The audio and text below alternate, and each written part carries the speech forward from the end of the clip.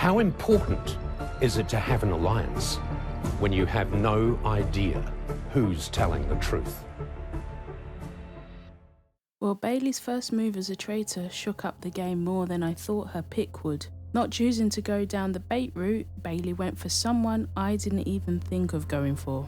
Bailey chose to seduce Ciale, and I actually screamed at that reveal that Ciale had accepted and became a traitor. What a move by Bailey to break up what I considered the strongest alliance in the game. This move was one of two different ways that alliance was shattered.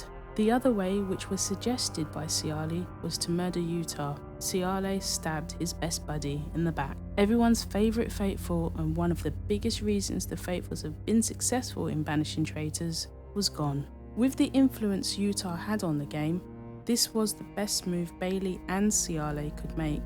It just seemed to destabilise one or two of the players. I did wonder if Utah would have accepted a blackmail or seduction to become a traitor, and Joe mentioned that Utah would have taken it if recruited.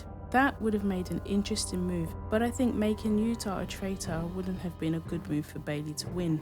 Utah would have more sway amongst the Faithfuls, which would mean he would have the advantage if he chose to get rid of Bailey at the end.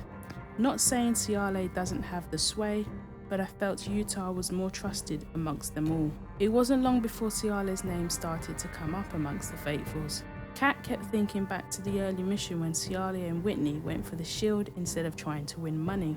It's funny how Ciale's previous choices and words are coming back to bite him, going for the shield instead of money, and talking to Kat about the possibility of being blackmailed, all occurred while Ciale was a Faithful.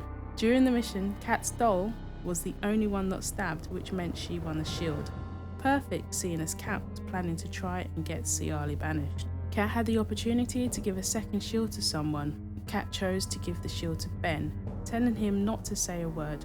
I thought Kat was going to give it to Noel, as they seemed to be close at times, and Noel was the one that warned Kat that Joe was going to target her. Maybe Noel is higher on her suspicion list than I thought. This episode was one of those instances where I couldn't get a read on where the majority were going to vote for. Donna surprised me with the fact she was willing to look beyond Noel as a traitor, and that she wanted to trust Noel along with Bailey, with who she wanted to observe. Joe was on her radar. That moment between Donna and Joe before banishment felt odd in many ways. We've seen Noel struggle at points during this season, and this time it was Joe who was struggling. The difference being that Joe wasn't under suspicion. It's just the general struggle of not knowing what's real and what are lies. The way Joe spoke to Donna was an indication that all was not well.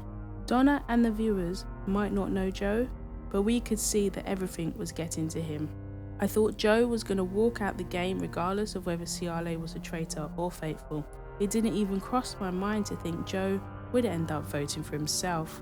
Though I'm still waiting for all the versions, this is a rare occasion where I've seen someone vote for themselves. If you want to hear more about how someone voted for themselves in Poland's version, the Traitors New Zealand, I've put the link to my video about it in the description. Episode 3 saw Molly nearly banished in a tie vote that eventually saw Jackie banished. There have only been sporadic votes for Molly since, though suspicions have remained.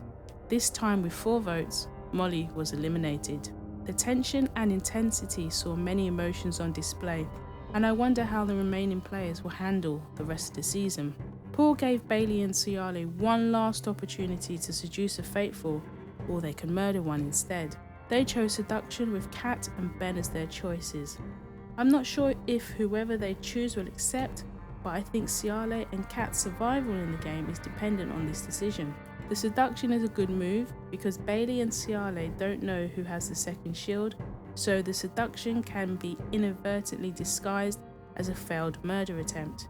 This would then confuse the Faithfuls with how many traitors there actually is, which will give at least one traitor a big chance of winning the money.